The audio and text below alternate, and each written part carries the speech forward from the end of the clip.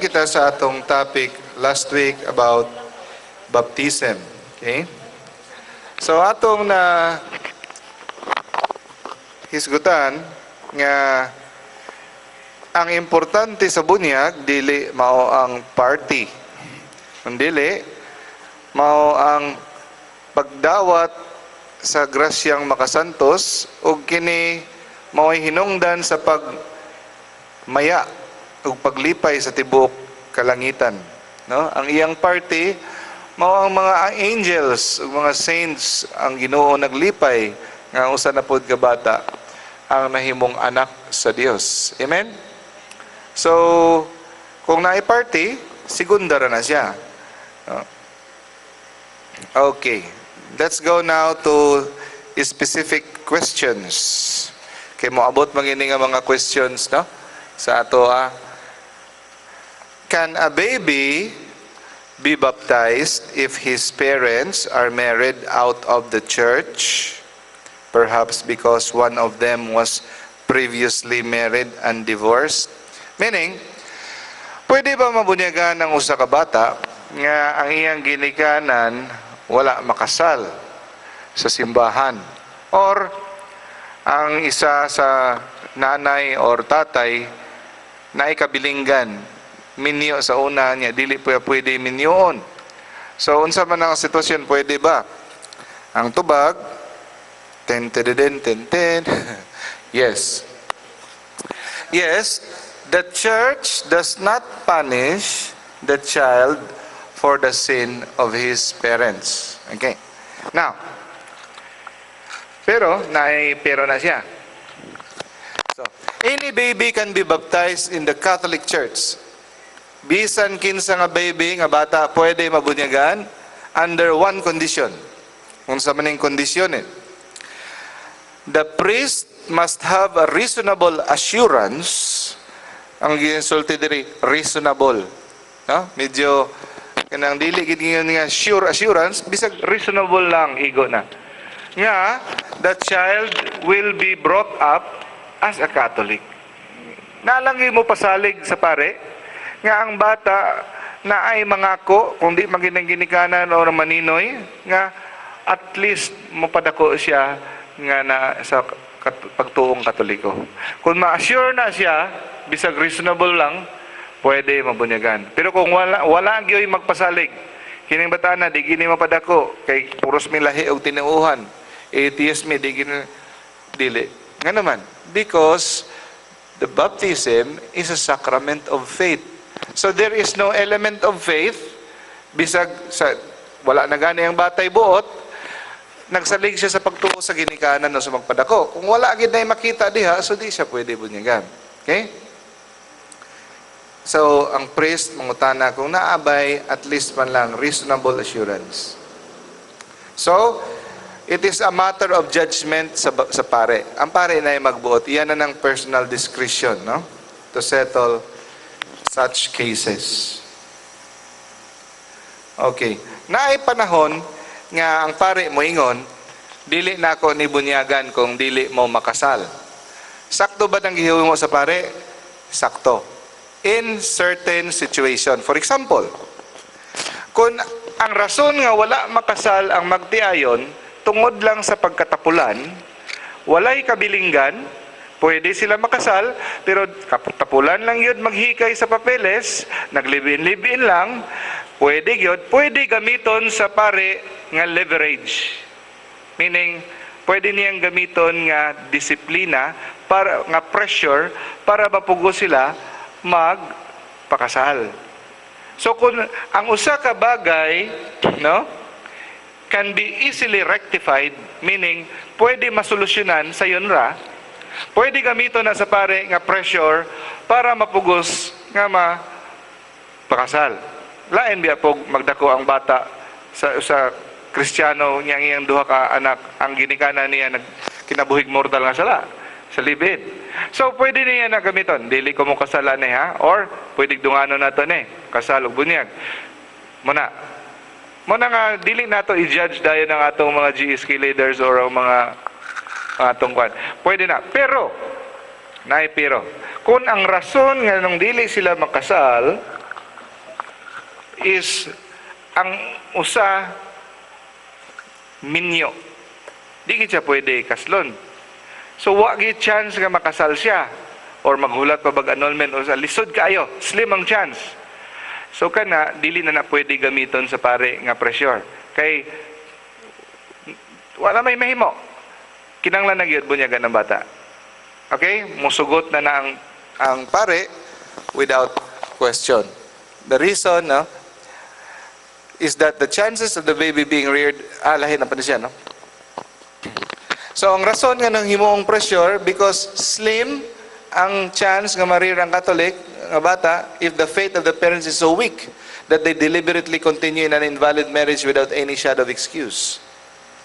If the invalid marriage is one that cannot be rectified because of a previous marriage, no? But the parents, one of the parents at least still attend Mass and give evidence of retaining the Catholic faith, then their child can be baptized. Bisag usa lang nila nga nag-attend pag misa, si Bapa, napay chance, so bunyagan. Kuha ninyo? Okay. So, muna yung mga pangutana nga ipangutana sa pare. Is it likely nga ang bata mapadako ang Katolik? Naabay chance nga mapadala siya sa Catholic instruction, education, or catechism? Will he be given the opportunity to make his first Holy Communion and to be confirmed? Pwede naabay chance? No? I-train ba siya sa Sunday habit mass? Will there be anyone in the family who can give some kind of example as Christian model? Kung makatubag ka yes, then if the answer is yes, even somewhat dubious yes, bisag dili sigurado nga yes, then the baby will be baptized. Okay? That's how merciful the church is. That's how merciful God is. Okay, let's go now to the next one.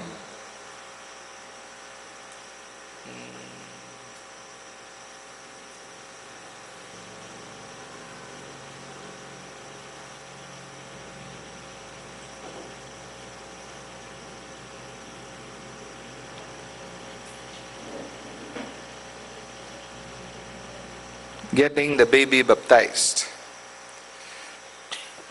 Okay. Kung mabunyagan ang sa kabata sa simbahang Katoliko, he or she becomes a historical figure. No? Meaning, ang iyang record, di na gina siya mapanas forever and ever. Kung dili lang masunog or mabahaan, parehas ani, kabalo masan eh? Sa Mayon Volcano, no? Sa Bicol. Kaning nakita ninyo ang simbahan, kuanan siya, muna na siyang bell tower. Nalubong na tong tibok simbahan. Ang naglabaw na lang ang taas na lang nalubong na siya sa lahar. No? Muna siya. So, ang nasa ubos. Anyway, kung dili lang bombing, ang imong record, forever na ginadiha. Di gina siya wala, di gina siya ilabay sa sekretarya sa simbahan forever, kundi lang na masunog, mabahaan, o unsa ba. No? You become a historical figure. So, since walay sakrament nga imong madawat, kung di ka mabunyagan, kinahanglan gyud ka kanunay sa baptismal certificate. No? So, kung ikaw, First Communion, pangitaan kag baptismal certificate. Kung ikaw kumpirmahan, pangitaan kag baptismal certificate. Kung ikaw magpakasal, pangitaan kag baptismal certificate. Kung ikaw mag-ordinahan pagkapare, pangitaan kag baptismal certificate. Nga naman, kay gusto isigurado sa simbahan nga ikaw nabunyagan. Kay kung wa ka nabunyagan, ikaw mo'y alaot, dili ang simbahan. Igo lang sa simbahan, protect you. No? So, that is why, importante kayang baptismal certificate, that is why parents should make sure that the child, when he is old enough, should understand and know kung asa siya gibunyagan. Okay, di ba? Usually, magbalhin-balhin tagbalay, na destino ta sa Zamboanga, na destino na punta sa Negros, destino ta sa Manila.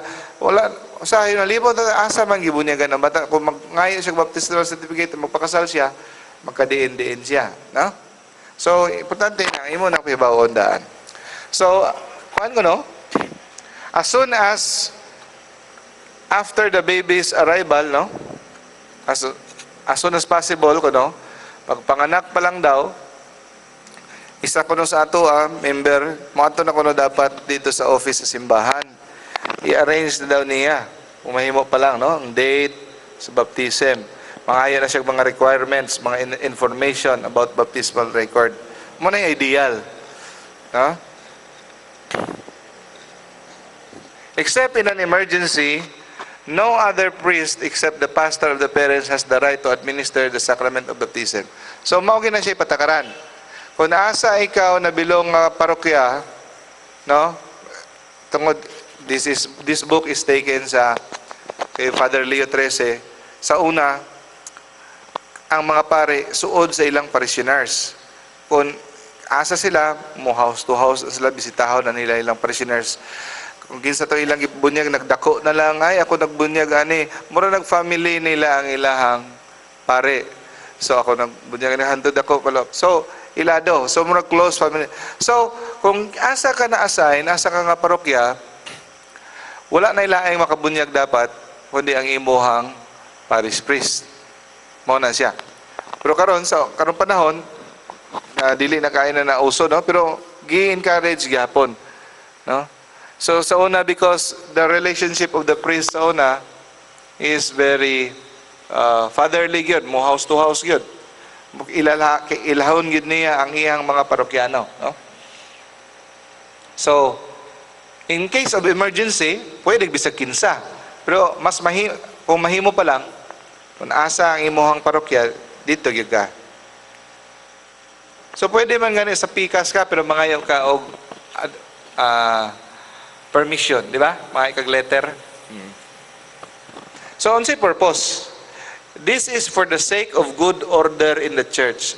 So, the shepherd, ang pare, shepherd, magbalantay, may have a chance to know his own flock. No? Ang iyahang banay. Ordinarily, no other priest may baptize the child unless the parent's own priest or pastor. Mayroon ganing pastor, dili na pastor sa born again, ang tawag usahay sa priest, pastor or bishop, gives permission nga mabunyagan. Okay? Mas nindot pagikunoon ta nga dapat kada ngalan sa imong anak ng bunyagan mohatag yung ngalan sa santos. No? Christian parents are quite naturally name child, so nindot unta santos. Kaya para kung kinsa nga santos, mao na iyang patron nga santos. Automatic mao na tig bantay niya, tig ampo niya sa langit. Yes.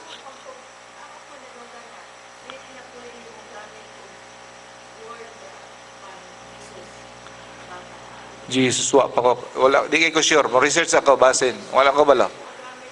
Jesus? Wala ko ka sure. Ako may research ha. I-research na ko.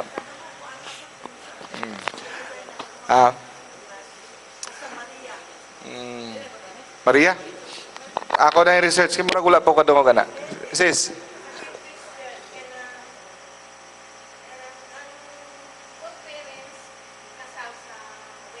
Okay.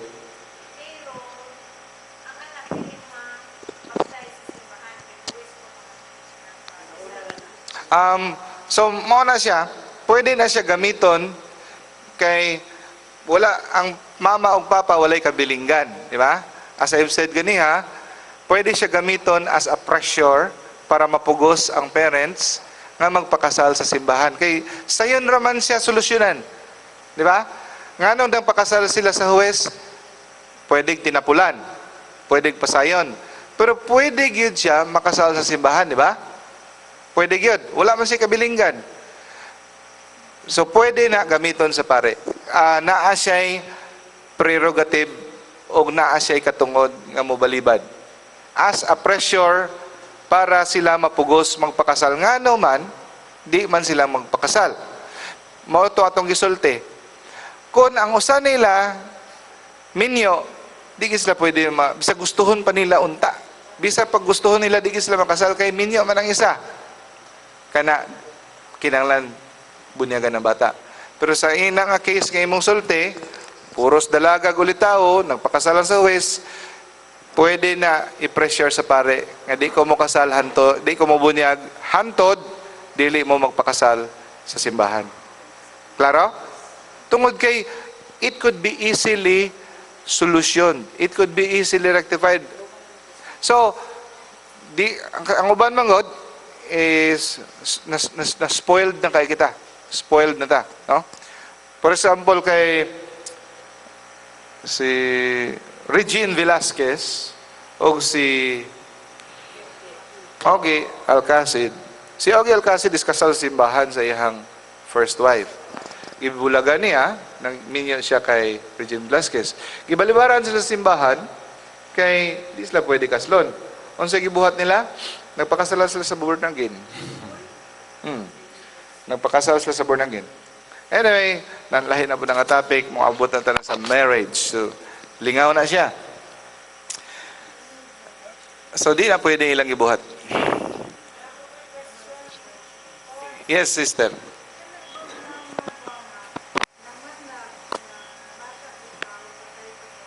Okay. Okay. Naana siya sa, I think malabyan na to pero ako lang to bagundaan.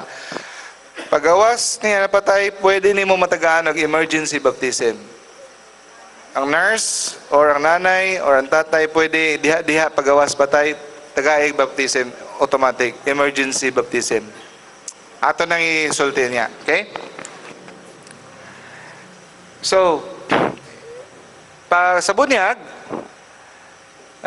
it is not necessary to give any money to the priest when making arrangement for a baptism. No? It is customary at the time of the baptism for the godfather to make an offering to the priest. So, sinauna ni. Lahi mo na ila. So, dili ko no customary nga mo bayad kita sa... Usually, ang maninoy, siya na'y mohatag on the day actual. Siya mo offer sa priest. Pero, kining atong, the gesture of offering is much more graceful if the offering is handed to a priest in an envelope prepared. Mas nindot kung prepared. Ito kwarta. Nakasobre. No? So, to the instructed Catholics, it needs no pointing out that no stipend will be demanded. Dili, wala ko no stipend nga i-demand. The baby will be baptized just as willingly and just as holily whether or not an offering is made. Mao na siya ang rubrics gyud sa canon law. Pwede gyud actually nga mabunyagan nga walay bayad. Pero depende na sa kada parokya karon kanang natay fee, no? Ang nahitabo, murag gikasabutan na lang na siya sa mga PPC or sa parokya nga para ma-uniform ang donation. No? Murag, it's a form of donation nga gisabutan nga para regular. Kuha ninyo? So, basig mo yun mo lang, isulti na ba dre, hindi bayad, hindi namin bayad. Actually, kay naanda naman na siya nga gisabutan nga maoni siya ang price para kay remember the fifth commandment of the church, we are required to support the needs of the church. So ang needs of the church matubag pinaagi ni ini kuan. Pero ang gipaklaro lang ani may igsoon nga ang sakramento dili pwede ibaligya. Ang sakramento walay fee, walay bayad. Ang ginahatag nato sa kada sakramento, dapat masabtan nato nga it is our generous offering, pasalamat gesture. Okay? Kay kung bayaran nato ang sacrament, it is already called simony. Simony. It is sacrilege, sin against God. So kanang mubayad ta sa office, Mobayad ta para sa kwan. Sabton na lang nato nga it is a form of support to our church. But mudi sayop na mo yung tagpila ang bunyag, no. So misinterpret man sa ubang mga sikta. Kini mo na lang ang gikasabutan nga uniform nga donation nato. Kuha? Okay. May basig pag taruhon nga itong mayo, kay basig pag umana ni, di ko mabayad, kay ni sulti si Brad Dino, nga way bayad. Okay, now, it is a great honor to be asked to be a godparent. No? This is honor. At the same time, it is a great responsibility. So, dili sa yun. Dili tiyaw-tiyaw. No? So, meaning, kung ang uban wala kabalo kung unsay meaning sa maninoy, ikaw nga nakay anak, nawag lang ka bisag kinsa, dapat kasabot ka unsay bining anak. O ikaw nga nagdawat, kasabot mo ka. Ang meaning anak, kung unsay mahitabo namong duwa sa akong misis, wa nay laing tao nga akong kasaligan kundi ikaw. Murag mo na pasabot ana, no? If anything should happen to us, there is no one in the world to whom we would entrust our child than you. Mo na meaning ana. It is a lifelong responsibility. Konsensya biya ko ano, dagan na kay ko kinugos, wa na kay ko balus ng ngalan. No? Pero sa high school pa, kami fourth year high school gipaangkan ng among classmate, tanan ming classmate maninoy. Wa na gusto na ka to, no? Maninoy. No? It is a lifelong responsibility for the spiritual welfare of the child. Okay? So, ang atong responsibility is to pray for our kinugos. Appeal sa atong daily prayers and to set a good example, Christian example. Tapos, isituit nato, i-check nato from time to time, oy, kung gipadako ba sa ginikanan nga maayong Kristiyano, Katoliko ang atong kinugos. No? If the parents will neglect the Catholic upbringing, it becomes the duty of the godparents to do what they can to offset the parents' pabaya. No? So, tell this to your friends. Non-Catholics cannot be godparents. Okay? Ang uban, isag born again, iglesia, apilon o godparents. Dili pwede. Pila man ka ang minimum nga maninoy o maninay? Pila yung minimum? Only one of either sex. Usa sa lalaki, usa sa babae, igo na. Ha?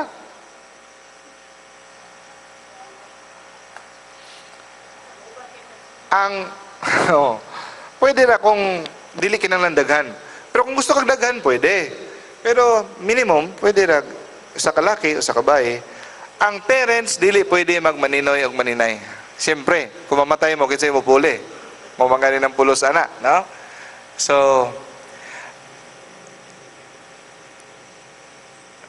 dapat 16 years above. Dili pwede magmaninoy ang 15 anyos below. Okay? Pwede magmaninoy o maninay ang igsuon sa parents. Ang proxy, pwede. No? The absent person can be a godparent by proxy. Ang importante, ang proxy, ang maninoy nga di siya katen, kabalo siya. Di kay, wa siya kabalo, tapos giingnan na lang siya, gilista ta ka dito ha. Dili, pwede. Dapat kabalo gid siya. Mahatag gid siya consent nga mo godfather o godmother siya. O na ay mo represent dapat niya. So, mo appear yapon ang ngalan niya diha sa sponsor. And then, it will go down in history that you are his godparent. And it is a lifelong responsibility to the godchild. Ang ngalan sa proxy, nga sindi-sindi kandila diha, dili mo appear. mo appear, bisag tuwa pa ka sa Amerika, mo appear ang imong ngalan sa sponsor. So, pwede bisan ang parents mo proxy, pwede. Na? Kung wala kadiha. Even one of the parents may take the place of the absent person. So, before childbirth and after. So, dagang wala kabaluan na ay tulo ka buok blessing ang simbahan nga wala na hibawaan sa kadaghanan. First, before childbirth, pwede ka mo adto sa pari mangayo kag blessing. Unsay tawagan nga blessing? Blessing before childbirth. Pwede di ay, no? It is a liturgical, meaning official blessing of the church. So wala nato na mapahimuslan, no? Wata kabalo. Pwede di ay, no? So it basta ganing liturgical or official blessing sa church, that is powerful. You should avail of that.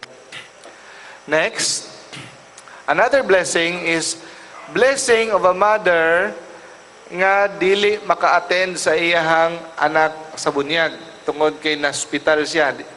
So, abot na ang 1 month or 2 weeks kinahanglan bunyagan ng bata, niyang bata, nanay to po sa hospital, di siya ka-attend, pwede siya magpa-blessing. No? Unable to take part in the celebration of the child's baptism. Next, third blessing is a special blessing sa mga parents nga namatay ang ilang anak sa pagpanganak. No? For the grief-stricken, this offers comfort and hope. No? So these are 3 blessings, nga liturgical blessings nga ma-avail nato sa simbahan. So, di gani ko aware ani, hantod wa ko nagtuon sa catechism. So, at one point in the baptismal rite, the officiating priest will lay a linen garment across the infant's shoulder, di ba? Or itouch niya ang linen sa head sa bata. So this is the symbol of, sa una, sanina na siya nga puti. Tapos, naglakaw ang panahon, nahimo na lang siyang murag panyo or cloth. Pero actually, sa unang panahon, yana na siya, sanina ginang puti. Ang tawag na Dominica in Albis, Sunday of White Robe. So, magsuot na sila og ang mga bunyagan sa unang mga panahon, ang bunyagan mga dagko, no? Isa kasi mana na nila suoton. Hubuo na nila after 1 week pa. Symbol of sanctifying grace. No? Symbolizes the fact that Christ clothed Himself to us. No? We are identified with Christ. Henceforth, we carry Christ wherever we go. Because we sulob this white robe. No? So, mo na lang na siya, remnant. Pero actually, it started as a robe sa unang panahon. For all you have been baptized into Christ, have put on Christ. No? Giput on nimo si Christ. That is the symbol. Okay, so, nindot gid unta ko no, kung kamo, makapatahi mo og murag ingani, bata, naibangag sa tunga, tela, isulob diretso. So, naman na ang simbahan puti na daan. Pero pwede daw kuno ka maka-request nga, Father, pwede mauna ni ipasuot. Giandam na mo ni. Pwede daw. It could be decorated, no? So, ang godparents kuno ang mudalaan nga robe, no, with them. Before ceremony begins, they should ask the priest to use the robe when he comes to the part of the ceremony. Pwede na, Father, instead ani nga tela, pwede kanilang. So isulob niya na sa ulo. Pwede. So the robe will be a meaningful memento. Murag iyahang murag sign niya, no? So pwede niya ni kuano itaguon after. Kabantay mo sa parable of the wedding banquet. Nganong wala siya sanina. Wala man lagi kay sanina pangkasal. Wala siya katubag. Lakaw, gapusa, ilabay sa kangit-ngit ug didto magkagot ang iyang ipod. Meaning mauna siya, namatay ka, pag-abot sa judgment, you do not put on the robe. Ang sanina, ang pangkasal. That is symbol of sanctifying grace. That is what the parable means. You face God's judgment without this robe. So, ngayon sa Revelation, be careful. Revelation 16, chapter 15. Behold, pagbantay ka mo, I am coming like a thief. Moabot ako, murag kawatan, or meaning, moabot ang kamatayon, nga murag kawatan. Blessed is the one who stays awake and keeps his clothes, so that he will not walk around naked, and men will not see his shame. So meaning, if you have mortal sin, you are walking around naked. You don't have your robe. So, immediately after clothing, ang next ceremony is candle, di ba? The candle,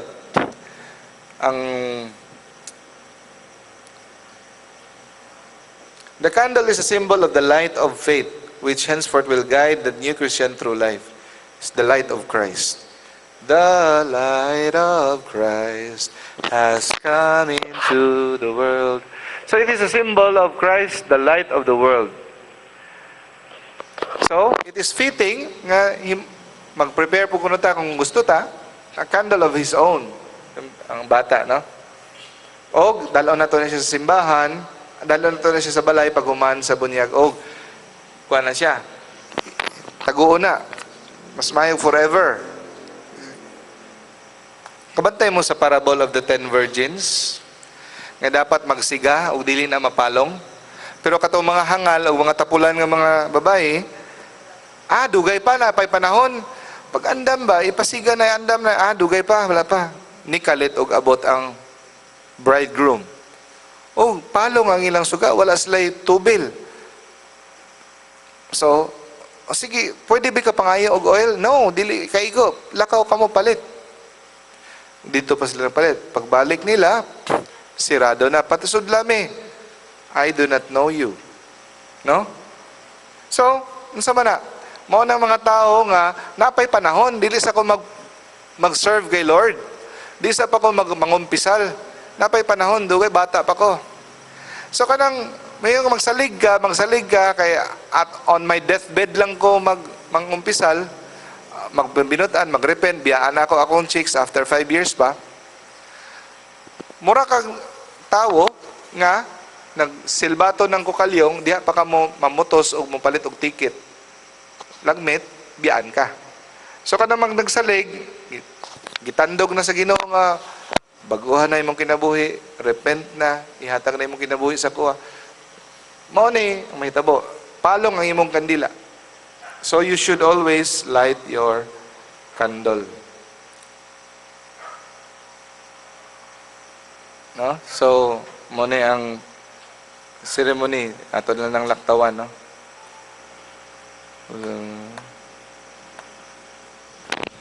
Okay, so diha lang sa taman, no?